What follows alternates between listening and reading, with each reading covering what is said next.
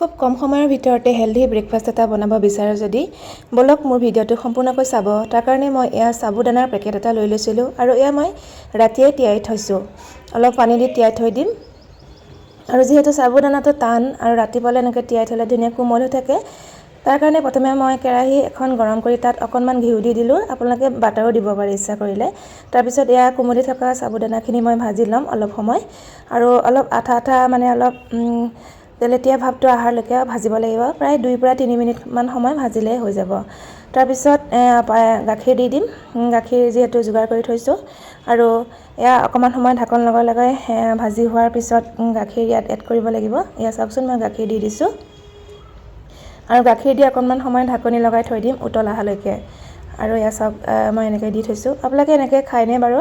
এনেই আমি জহা চাউলৰ পায়স বনাই খাওঁ, নহয়নে বাৰু? আজি মই সাবুদানাৰ পায়স বনাইছোঁ। এতিয়া মই ইয়াত চেনি দি দিলোঁ।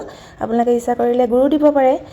গুড় মোৰ ওচৰত আজি নাই, সেইকাৰণে চেনি দিলোঁ। আৰু ইয়াত তেজপাত দুটা কাটি থোৱা দি দিলোঁ আৰু মিক্স ড্ৰাই ফ্ৰুইট আছিলে মোৰ ওচৰত, তাকো দি দিলোঁ। আৰু ইয়াত চাওকচোন হৈ গ'ল পায়সখিনি খাবলৈ কিন্তু পায়সখিনি খুবেই টেষ্টি হৈছিলে। আপোনালোকে এবাৰ বনাই খাই চাবচোন যদি খাই পোৱা নাই। কেনেকুৱা লাগিছে? বঢ়িয়া। মিঠা হৈছেনে? মজা, ধুনীয়া। Thank U.